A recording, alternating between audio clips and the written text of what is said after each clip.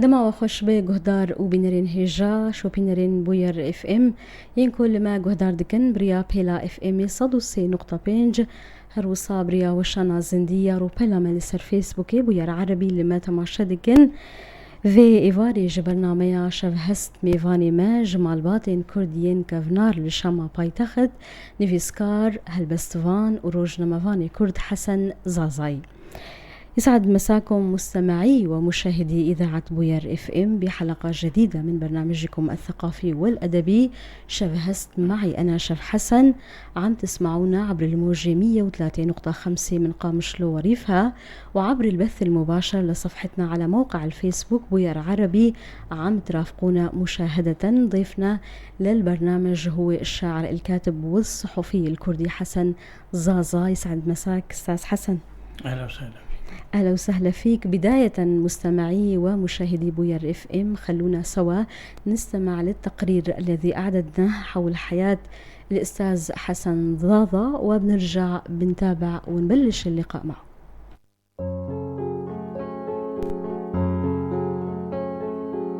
الشاعر الكاتب والصحفي حسن زازا من مواليد دمشق حي ركن الدين حي الأكراد عام 1950. أنهى المراحل الدراسية التعليمية في العاصمة دمشق. درس معهد الإعداد الإعلامي وتخرج منه عام 1970. خريج كلية الإعلام والصحافة بجامعة القاهرة عام 1975.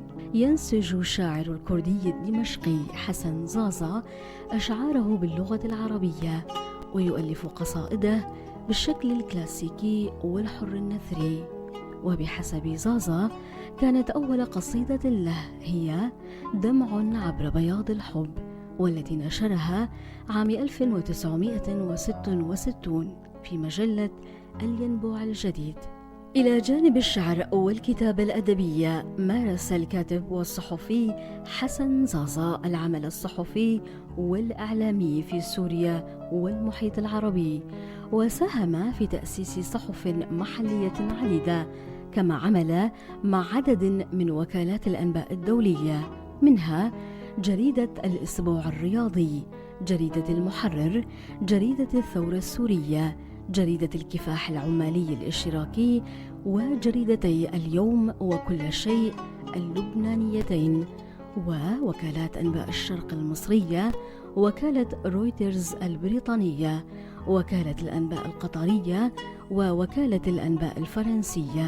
يشغل الآن منصب نائب رئيس الاتحاد الدولي للصحافة العربية في سوريا، مؤسس جريدة الأخبار العربية والتي كانت تحرر في سوريا وتطبع في لبنان، وهو من مؤسسي مركز حريات للدفاع عن الصحافة والصحفيين في سوريا. انتخب عضواً في المجلس التشريعي الأول في إقليم الجزيرة، ومنذ عام 2013 هو عضو في اتحاد الأعلام الحر في روش آفا وعضو المجلس الإداري فيه. للشاعر والصحفي حسن زازا 6 نتاجات، وهي دمع عبر بياض الحب عام 1970 مجموعة شعرية غزلية، قصائد للعالم الثالث عام 1991 مجموعة شعرية وقصائد سياسية ناقدة، الحكومات السورية في القرن العشرين ما بين عام 1918 وحتى عام 2000، التطور التاريخي للديمقراطية عام 2007، العراق دراسة في تاريخه السياسي أحزابا وتنظيمات عام 2007، دور الكرد في بناء مصر وبلاد الشام عام 2018، الإيزيدية أم الديانات في عمق التاريخ عام 2023. ومنذ عام 2013 يعمل الشاعر والصحفي حسن زازا في مدينة قامشلو.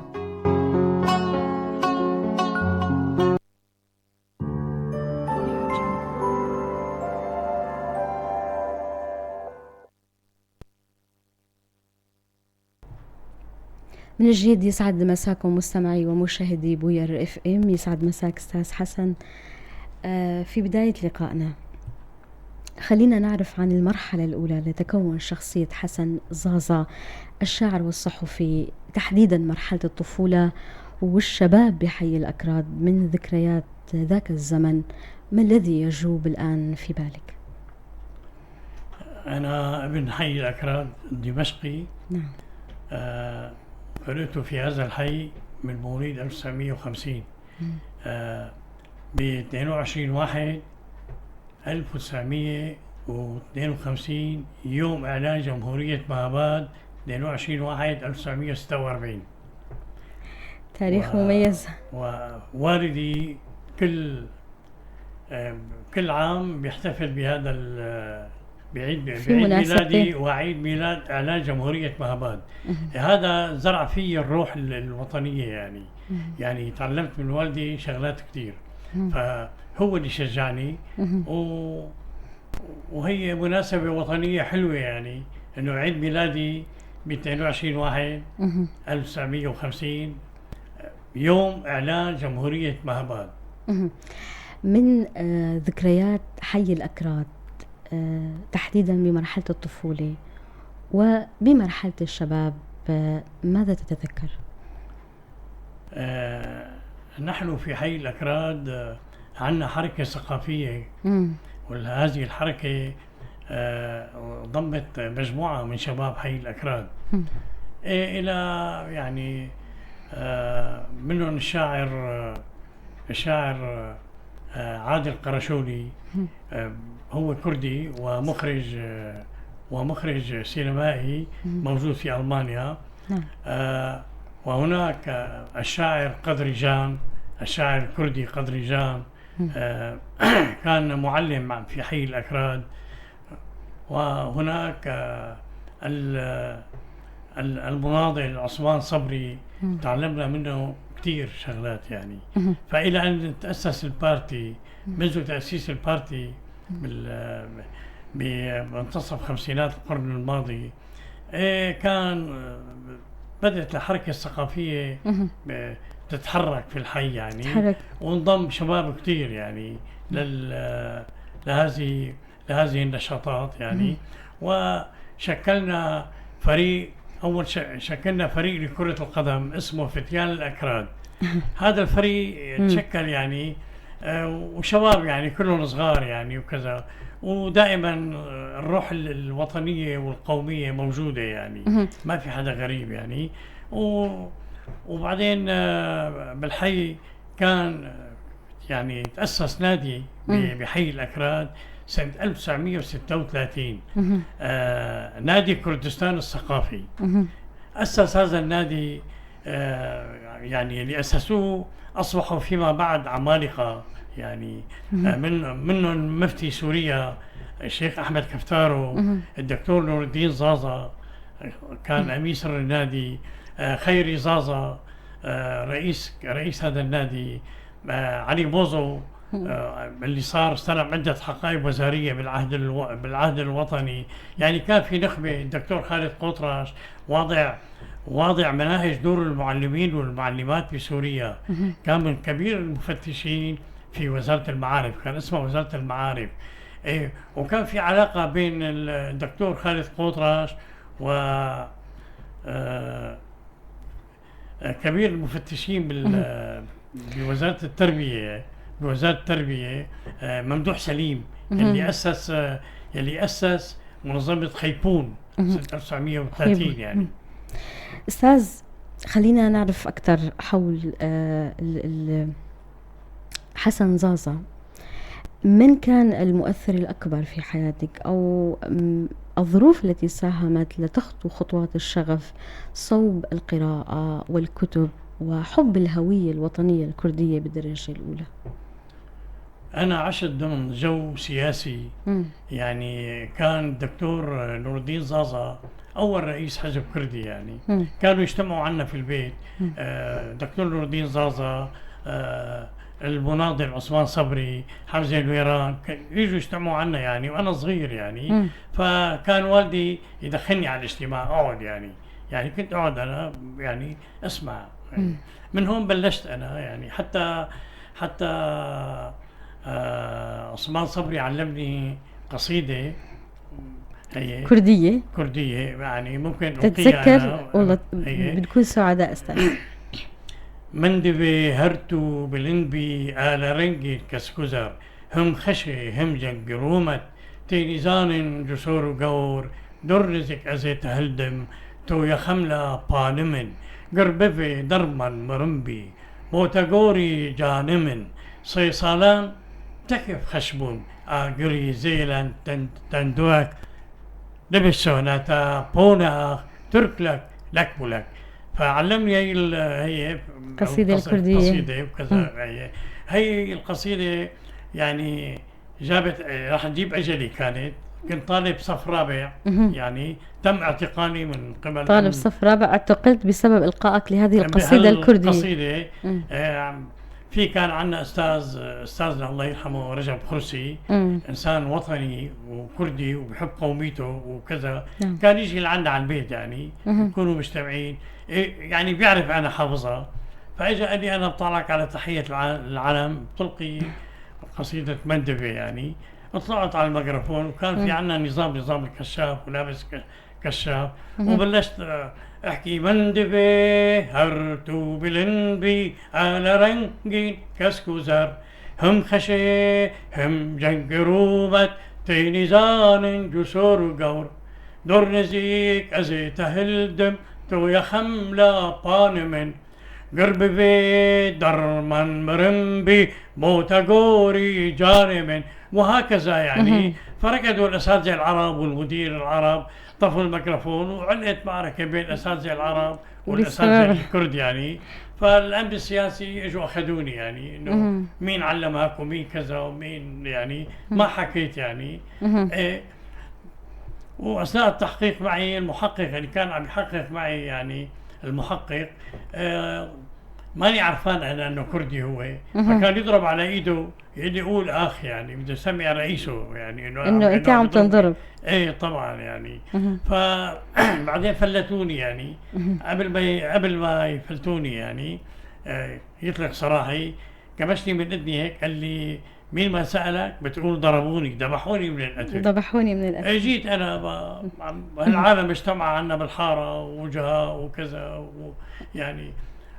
قال لي والدي قال لي ضربوك قلت له ذبحوني من القتل. قال لي كذاب ولا كف اكل يعني. تحدثت استاذ حسن بسياق كلامك عن الاجواء والواقع الثقافي بحي الاكراد. ايضا ذكرت عدد من الاسماء والاسماء الهامه شعراء ادباء ومناضلين كرد منهم ذكرت العم عثمان صبري نور الدين ضاضة والكثير من الاسماء. خلينا نتحدث عن توجه قلمك صوب الشعر. وجهت قلمك صوب الشعر باكرا بعمر 18 أو 18 ربيعا. أصدرت مجموعتك الشعرية الأولى والتي كانت غزلية. كيف نضج الشعر لدى ذاك الشاب وكيف اكتشف نفسه الشاعر؟ أنا كنت أقرأ يعني بالمدرسة يعني طالب يعني في الاستصهار درس الاستصهار. فكنت يطالعني الأستاذ مثلا بده يسمع لي القصيدة اللي هي مقررة ضمن المنهاج يعني. فكنت أطلع ألقيها بشكل شعري يعني إلقاء شعري. ومن هون بلشت يعني. بعدين صرت بالمرحلة الإعدادية. طبعا ما كان عندنا بحي الأكراد مدرسة إعدادية يعني. فكنا بالمدينة بالشام يعني. فتسجلت بإعدادية ثانوية دار الحكمة. طبعا ثانوية خاصة يعني. نعم. فمن هون نهرب من المدرسة نفوت على القهوة فيها كتاب وشعراء وهي وعاشرت مقهى موجود إلى الآن يعني بحي الأكراد. لا موجود في دمشق يعني. نحن يعني موجود في حي القنوات المدرسة تبعي يعني. كنا عند الانصراف نفوت على القهوة طريقنا يعني. كنا نطلع مشي على ركن الدين يعني. ركن الدين كلها بساتين، وهي حتى نعم. يعني جو حلو كان. فكنا نطلع مشي مجموعة من الطلاب الأكراد يعني، حتى كنا ننشد نشيد مندبي هرتو بلندبي ونحن كنت ماشيين. محافظة للكليب؟ ايه يعني كنا يعني نعم. شباب أكراد يعني. ومن هون يعني بلشنا بال يعني بحبي للشعر والأدب، وكان الكتاب رخيص يعني. كنا نخبي الخرجية تبعنا مشان نشتري كتاب. كتاب يعني من رواعي المسرح العالمي، من شو اسمه. ايه اهتميت بهذا الموضوع. وبعدين خالي شجعني على هذا الموضوع، وبالإضافة إلى والدي. خالي عنده مكتبة ضخمة يعني، وبيعمل دراسات وأبحاث يعني. متقاعد هو. اسمه عبد الله متيني. خالي اسمه عبد الله متيني، ورجل قومي بحب قوميته بشكل كمان يعني. كمان زرع فيه الروح القومية يعني. وتعلمت من خالي شغلات كثير يعني. الكثير من عدد كبير من الأشخاص اللي كانوا مؤثرين بحياتك، وأجواء كانت مساعدة لتحب الشعر وتحب الأدب وتحب الهوية الوطنية الكردية بالدرجة الأولى. من ضمن الأمور اللي بعرفها عنك أستاذ حسن، كان في مقهى بيرتادوا الكثير من الأدباء والمفكرين العرب والكرد. من ضمن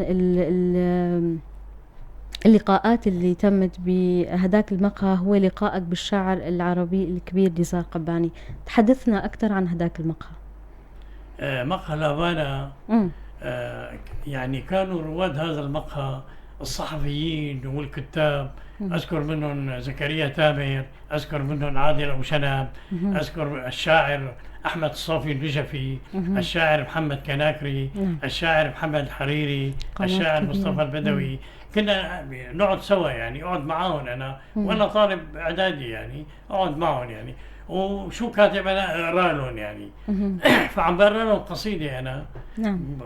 اقول فيها: امسي ويومي والصبا والعمر والدنيا فدا، ارضيت صدري موطنا وقبلت قلبي معبدا، اهواك اهوى الصدر والخصر وعودا ام لدى، اهواك روحا عندها سر الضلالة والهدى، أهوى الشفاه البكر فاسقيني هوى متمردا، أهواك أهوى قبلة ودمعة ضاعت سدى، سيظل حبك موردي إذ ما طلبت الموردا، بهواك زرت كنيستي وله قصدت المسجدا، إني جننت بحبها ومن الجنون ما شدا، وشربت من كاساتها خمرا وسما أسودا، سمراء يا حلم الشباب وزهرة بل يا ندى، ردي فؤادا مدفا قد صار أقرب للردى، إن لم تجيبي مهجتي لبنيت من نجواي لحدا. فهون بفتت نزار قباني وأنا عم بلقي وكلهم يعني وقفت انا قطعت يعني. انا اول مره يعني ما بعرفه لنزار يعني، بس بسمع عنه يعني. يعني ما توقعت انه هو يعني. فكانت عندك وليد خوري، محمد الشاعر محمد كناكري، الشاعر محمد الحريري، الشاعر مصطفى البدوي، كلهم قاعدين يعني عم بلقي لهم اياها. انا قطعت. عم قال له نزار رباني، حكى انه الشاب منين؟ نط قال له سليمان عواد كردي. قال صرنا اثنين. وبعدين قال لي بدك عيد. عدت القصيده يعني وكذا. ايه فانبسط كثير يعني وشجعني، وخاصه هو شاعر المراه وانا عم بحكي شعر غزلي سمعه لاول مره يعني. هي أستاذ حسن، يا ترى لمين قرأت وارتويت حسا لتنتج قصائد وأشعار غزلية في مجموعتك الأولى، وسياسية وناقدة في مجموعتك الأخيرة المطبوعة؟ أنا يعني تأثرت بالأخطر الصغير. الأخطر الصغير بشارع الخوري. يعني عملت معارضات مع شعره. يعني مثلا بقصيدة بقول: ليلايا ليلايا كم سقيت من خمر حبي وما ارتويت، سأنشد الحب والأماني من ثغرك العذب ما حييت، لو أكسبوني غضى وجودي، لو أكسبوني رضى وجودي وأنت غضبي لما رضيت، فلو يذوب الوجود من حولي وأنت تحيين ما بكيت، يا خفقة الروح في كياني، أنا سراج وأنت زيت، لو نضب الزيت من كياني لاختنق الضوء وانطفيت. الأخضر الصغير بيقول عملت معارضة، يعني لم يعد في السراج زيت وكما ينطفي انطفيت. فأنا عملت معارضة يعني بهالبيت هذا مع الأخضر، كنت كثير أعمل معارضة مع الأخضر، فتأثرت بالأخضر الصغير. وشعره كمان هو غزلي يعني، نعم. ووجداني.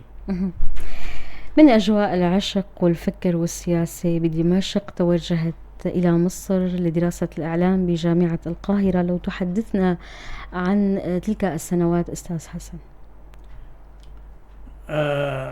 قبل ما أتوجه للقاهرة كنت طالب إعدادي، كنا نطلع مظاهرات. نعم. وخاصة بأيام الانفصال يعني، وبأيام يوم صارت انفصال عن سوريا عن مصر يعني. طلعنا وقتها مظاهرات احنا، وقام طردوني من كل المدرسة يعني. درست حر أنا. تم استبعادك من كل المدارس. ايه درست حر يعني. أخذت الإعدادية حرة وسجلت بمعهد الإعداد الإعلامي. كان متأسس جديد يعني. المعهد الإعداد الإعلامي تأسس جديد، فكانوا ياخذون على الكفاءة يعني. كان هيك. فسنتين درست بمعهد الإعداد الإعلامي، وكانوا مجبرين ملزمين بالتعيين يعني. فتعينت بوزارة الإعلام بجريدة الثورة. وبعدين تابعت دراستي يعني، واخذت البكالوريا الادبي. ما كان في كليات اعلام. رحت على مصر. وبمصر يعني ساعدني كثير يعني المرحوم علي بوزو الله يرحمه. استلم عدة حقائب وزارية يعني. طبعا هو كردي، هو أديب وشاعر ويعني. وهلا بحكي لك أنا عن الجلسة اللي كانوا كل خميس ليلة الجمعة يجتمعوا عنده المثقفين من أبناء حي الأكراد. هذا هو السؤال اللي أنا هلأ حابة أطرحه أستاذ حسن. يعني الواقع والعلاقات بالوسط الثقافي بمصر كيف كانت؟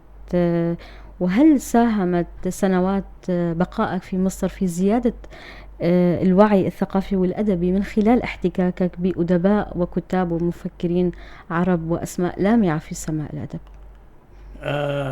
طبعا كنا يعني قهوة الفيشاوي مثل قهوة الهافانا. نعم. بالقاهرة. يعني ما اختلف شيء فيها، الكتاب والصحفيين والفنانين يعني كلهم يقعدوا بقهوة الفيشاوي. فقعدت مع مجموعة وتعرفت على مجموعة من الكتاب يعني. منهم الروائي نشأة المصري. عنده 100 رواية يعني. والكاتب والصحفي مسؤول القسم الثقافي بجريدة الأهرام محمد هلال. يعني صار في علاقات يعني مع الناس، ولا زالت إلى الآن عم بتواصل معهم يعني. هل كانت القاهرة تذكرك بدمشق؟ قهوة الفيشاوي لا تختلف عن مقهى الهافانا. فكان يعني كان الجو مشابه، الجو الثقافي فني يعني. يجوا الفنانات الكاتبات. تعرفت على الكاتبة بجريدة الأهرام أمينة شفيق. أمينة شفيق هي من الحزب الشيوعي المصري يعني، ومسؤولة عن الأخبار النقابية يعني بجريدة الأهرام. فالجو هذا يعني هو شجعني أكثر وصار في علاقات.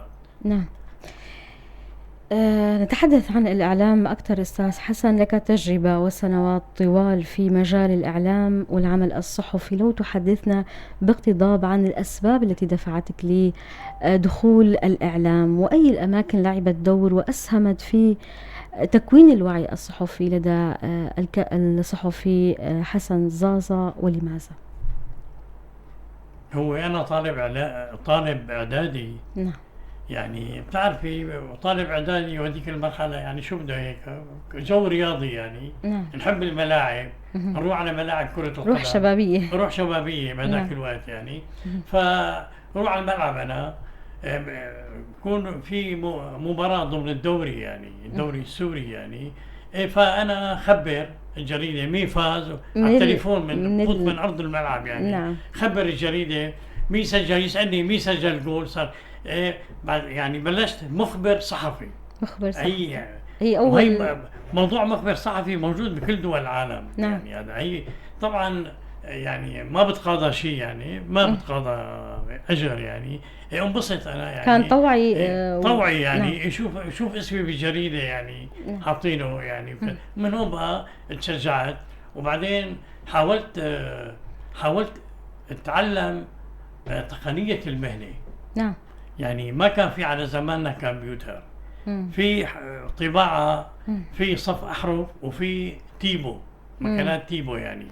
فأنزل مع سكرتير التحرير، مدير التحرير الله يرحمه اسمه عز الدين الخطيب، تعلمت منه شغلات كثير يعني. انزل على المطبعة يعني، كان رصاص يعني، سكب رصاص تيبو. يعني هذا بيسموه مازنباش بالإخراج يعني. بيجيب صفحة وبيقعد بالقلم بالرابيدو بيخططها وبيساويها. اتعلمت شغلات كتير يعني بهذا الموضوع. وبعدين طورت حالي أنا. انتقلت من العمل الرياضي يعني، جريدة رياضية، وصرت محرر فيها، وصرت محرر رئيسي ومغطي، وروح سافر مع المنتخبات، وروح على المحافظات يعني. وهي فهون يعني صار حبي للعمل الصحفي أكثر. مرحلة الشباب يعني، هي مرحلة الشباب. فطبعا الإنسان ما بيضل يعني، ما بيضل طبعاً مثل ما هو. ففي ابن عمي صحفي، ابن عمي مستلم كان صحيفة المحرر، مراسل المحرر بدمشق. فإجا شغلني معه. اسمه هو ابن عمي اللزم يعني، أبوي إخوات من أم يعني واحدة، عدنان شيخه. كمان انتقلت يعني بهالمرحلة هي، صرت مارس العمل السياسي، الأخبار توجهت نحو العمل بالأخبار السياسية. وانضميت للاتحاد، كنت منضم لاتحاد الشباب للحزب الشيوعي، اتحاد الشباب الديمقراطي. فكنا دائما مشاغبين يعني، نطلع مظاهرات ونطلع. أستاذ، عملت بالكثير من الأماكن، عملت كثير بالمواقع الأخبارية، وكالات الأنباء، بجرائد ومحلية إقليمية وعالمية. أي المحطات اللي كانت هامة بالنسبة لك بمجمل هالسنوات اللي أنت اشتغلت فيها بالمجال الإعلام؟ والله الهام يعني كانت جريدة المحرر اللبنانية، جريدة يومية. فصرت أنا يعني هون بلشت استقلت خلال أصقل موهبتي يعني. عرفتي كيف؟ وروح على وكالة سانا، أجيب الأخبار من سانا يعني، وارجع أكتب الخبر من أول جديد يعني. لأنه هيك التعامل يعني. وبلشت يعني، واستلمت جريدة اليوم كمان. كمان مراسل جريدة اليوم، مجلة كل شيء لبنانية طبعا، لبنانيات. وبعدين طورت أكثر، رحت اشتغلت وكالة الأنباء. لي زميل كان يشتغل عامل هو وكالة الأنباء، كردي الشاب، كردي هو، وفقير جدا يعني. أمه خرسة، هو وحيد لأمه، عم بيشتغل يعني مستخدم بوكالة رويتر يعني. أنا شجعته إنه يدرس، يعني كان واصل للابتدائي، وشجعته إنه يدرس يكمل تعليمه. طبعا هو اجتهد ودرس، أخذ الإعدادية، أخذ البكالوريا. بقى أنا روح داوم بداله. هو يقبض يعني، داوم بداله. بعدين انتبه يعني مدير الوكالة، لاحظ يعني هالشيء. مدير الوكالة مالك حسيني، من كبار الصحفيين بسوريا يعني. ومن والده من المؤسسين، من أول مراسل صحفي لوكالة رويتر، كان اسمه رويتر، بعدين صارت رويترز. فكنت أنا يعني دائما بدال زميلي يعني، مشان هو يكون عنده فحص، يكون عرفتي شلون. فانتبه مالك حسيني، ما بيعرف إنه أنا عم بشتغل بجريدة رياضية كمان. بعدين قال لي بدك تساوي أخبار رياضية. بدك إضافة المهمات اللي ايه ضاف المهمات هي. بعدين هو ما يتصل بالبيت، ما يجي يكون عنده شغل، يقول لي روح على سنة اجيب اخبار، روح على سنة اجيب الاخبار، انا اقعد صيغة من اول جديد. ايه بس يعني بس كانت في صعوبة، في رقابة شديدة بهذاك الوقت. نعم. يعني ساوي الخبر، صار اكتب 3 نسخ من الخبر. روح على وزارة الإعلام، أعطي نسخة للوزارة يراقبوا ويحطوا ختم عليه، موافقة عليه وثبات، يحطوا ختم عليه. وروح لوين على الهاتف الآلي، حط نسخة بالهاتف الآلي ونحط رقم تليفون الوكالة. يعني هذا مسموح. روح على المكتب أنا يتصلوا من الهاتف الآلي، يتصلوا فيه يقولوا لي احكي مع بيروت، أعطي الخبر لبيروت. نعم. المركز الرئيسي كان ببيروت. بهالشكل هذا كان في رقابة شديدة على الأخبار، كان في صعوبات كثير بالعمل. من هون يعني من هون شجعني الأستاذ مالك حسيني والمدير الإقليمي إدمون خليف، شجعوني أكثر وتعلمت منهم شغلات كثير يعني. نعم. رح نحكي أكثر أستاذ عن الإعلام وخاصة الإعلام بمنطقتنا كمان، بس هلأ خلينا نسمع على قصيدة من قصائدك، وكأنه ديوانك قصائد العالم الثالث. تقرأ لنا قصيدة؟ قصائد العالم الثالث مجموعة شعرية، يعني هي كله شعر سياسي. نعم. بيحكي عن المعاناة شعوب العالم الثالث. نعم. يعني في قصيدة اسمها التحدي، بقول: من أمريكا اللاتينية إلى لبنان، من الهند الصينية إلى فلسطين وكردستان، تخرج شاهرا سيف الكلمات المصقول بأوجاع الأرض والإنسان. من عرق المتعبين تمليه حبرا، يتقطر على صفحات الجرائد اليومية، لحظة نستوقف بها الزمن.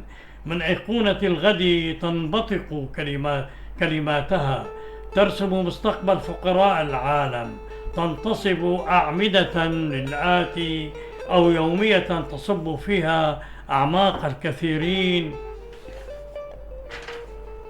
أيها الفقراء، أيتها الشعوب المضطهدة، من صدق سطور اللحظة تستنير شعوب الأرض عشقا، وعلى جبينكم ترتسم خارطة الوطن.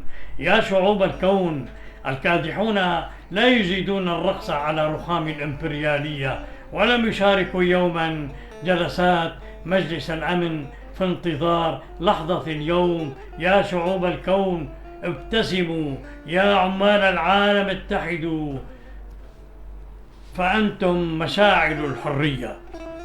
يعطيك العافية أستاذ. خلينا هلأ نوجه حديثنا نحو روج آفا وتجربة العمل الإعلامي في المنطقة منذ 2013. تعمل هنا، برأيك شهد الإعلام في روج آفا مع هذه السنوات تغيرا بالمستوى والدور؟ يعني الإعلام بروج آفا والبدايات، نعم، انتقلت من الصحافة الحزبية الورقية إلى الصحافة العامة يعني. نعم. يعني صار في جريدتين، يعني طلعت جريدة روناي، وطلعت جريدة بوير. نعم. بوير. قبل بوير كان اسمها لها اسم ثاني، أنا ما عاد أتذكر يعني. عرفتي كيف؟ إيه. وصار في وسائل الإنتاج. وسائل الإنتاج، نعم، هو أهم شيء وسائل الإنتاج، لأنه ما كان في مطابع متطورة، مطابع بدائية كان بالجزيرة يعني. عرفتي كيف؟ إيه. فوسائل الإنتاج اللي موجودة حاليا ما موجودة عند النظام. وسائل إنتاج حديثة، مطابع حديثة، يعني شفت مطابع أنا إنه 4 روس يعني بتوقيت واحد تطبع لك منوم ب4 روس. نعم. في تطور، يعني تطورت وسائل الإنتاج، بالصحافة المقروءة في تطور. إيه. بس الحالة المهنية هون شوي يعني البدايات شوي ما بتختلف عن بدايات العمل الصحفي بدمشق. بدمشق كانوا عمال المطابع هن طلعوا جرايد يعني. دمشق كان فيها 30 جريدة يومية. 30 جريدة يومية. 30 جريدة يومية. يعني عمال المطابع هن يعني مثل مثلا في جريدة العلم صاحبها صاحب مطبعة. عرفت كيف؟ يعني عنده وكانت يعني التراخيص سهلة جدا يعني. خلاص طالعي جريدة 10 أعداد منها، تروحي على مديرية المطبوعات يوافقوا لك. بعد صدور 10 عدد. إيه يعني ما كان في وزارة إعلام، في مديرية مطبوعات. وزارة الإعلام صارت بأيام الوحدة السورية المصرية يعني تأسست. إيه فدمشق فيها كانت 30 جريدة يومية. يعني أنا بدي أذكر لك قصة في شرطي كردي. نعم. اتخانق هو والضابط تبعه، ضرب الضابط تبعه، طالعوه طرد من الشرطة يعني. شو بده يشتغل؟ ما بيتعين ولا بمؤسسة من مؤسسات الدولة. فاجا لعند امه قال لها اعطيني 200 ليرة. قالت له شو بدك تساوي؟ قال لها دبري لي 200 ليرة انا بدي طالع جريدة. ما اقتنعت امه بهذا الموضوع يعني.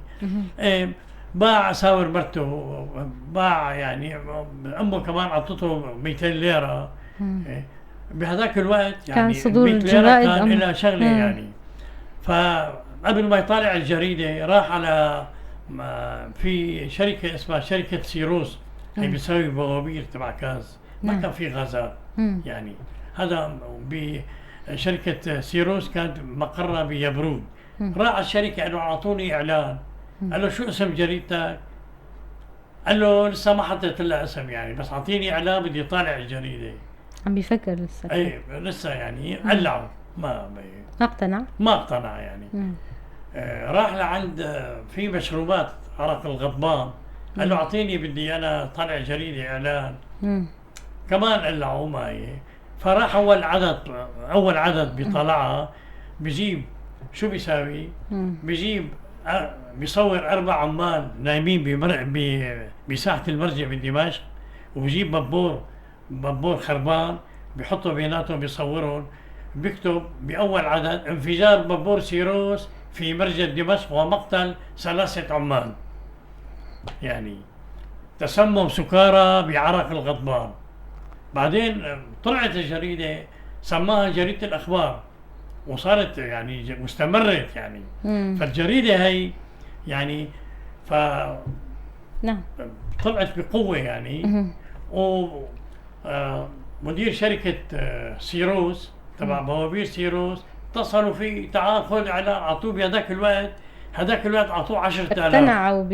اقتنعوا لا تنشر يعني هي اخبار. بس يعني هذا الشيء هو غلط يعني. بيسموها الصحافة الصفراء يعني، صحافة غير مهنية. ايه يعني هي بس هو مستمر يعني. بعدين استمرت جريدة الأخبار، أصدرها بسيم مراد، هو كردي من أكراد دمشق. من حي القيمرية. نعود للنقطة اللي بدأنا بالحديث عنها في هذا السؤال أستاذ حسن، واقع الإعلام بروجافا. يعني تحدثت أنه البدايات كانت مشابهة لبدايات الصحافة بدمشق. الآن كيف ترى الواقع هنا؟ هناك تحسن سواء بالمستوى، بالدور، بالمحتوى. لدينا الكثير من وكالات الأخبار، لدينا إذاعات كثيرة، لدينا تلفزيونات عديدة. كيف تقيم الواقع الإعلام بمنطقتنا، تجربة العمل الإعلامي بهذه السنوات طبعا بشكل عام؟ يعني الإعلام الكردي يعني من سنة 94-95 صار في نقلة نوعية. يعني تأسست قناة تلفزيونية ميت تي في. من هون بلش النقلة النوعية يعني. وطور الإعلام بعد ثورة روجافا يعني. صار في كذا قناة أقنية. طبعا يعني التجربة ضعيفة يعني. اللي عم يشتغلوا بالإعلام ما عندهم تجربة يعني. بس مع الزمن بيتعلم الواحد يعني. مو مشكلة يعني. بيتعلم يعني. البدايات هون بروجافا مثل البدايات بدمشق. يعني ما كان في كليات إعلام. كان واحد يعني معه شهادة ابتدائي، عرفتي كيف؟ وعنده مطبعة يعني. أصحاب المطابع هن طالعوا جريدة الأخبار. يعني مثلا أقوى جريدة كان جريدة الأيام، صدرت سنة 1931. هالجريدة هي صاحب مطبعة طالعة اسمه نصوح بابيل، عنده مطبعة طالع جريدة الأيام، صارت ناطقة باسم الكتلة الوطنية بسوريا. نعم. هذه الجريدة. أستاذ، بالعودة إلى الشعر والأدب، لماذا يرى الشاعر حسن زازا أن من لا يكتب الشعر بالشكل الكلاسيكي لا يمكن بمقدوره أو لن يكون بمقدوره أن ينسج القصيدة بشكلها الحديث أيضا؟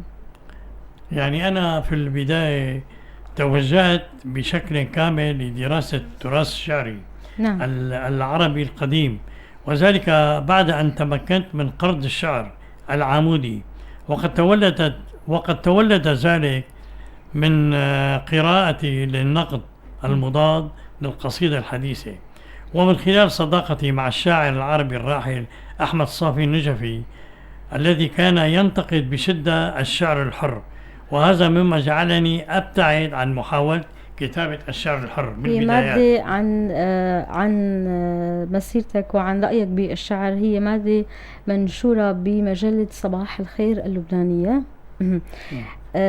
طيب أستاذ حسن، لماذا لا ترى أن الشاعر الحر الذي يكتب القصيدة بالشكل الحر إذا ما كان متذوق من القصيدة الكلاسيكية لن يكون شعره شعرا؟ يعني الشعر الحر المرسل أقل شيء يعني لازم يكون فيه صورة شعرية قوية. نعم. إذا هالصورة الشعرية القوية ما انوجدت يعني ما راح تؤدي الغرض. نعم. للأسف الشديد يعني اللي أنا عم شوفه بالمشهد الثقافي عندنا بالمنطقة، هون بالمنطقة. نعم. يعني صار كل واحد يكتب كلمتين على الفيسبوك صار شاعر. يعني خلص المهم انه اسمه وصف كلام وصف احرف. الشعر يعني وخاصة عم بيكتبوا بلغة الذات. انا احيي الشعب الفلسطيني. الشعب الفلسطيني قدروا يعملوا ادب مقاومة. نحن حتى الان ما عندنا ادب مقاومة.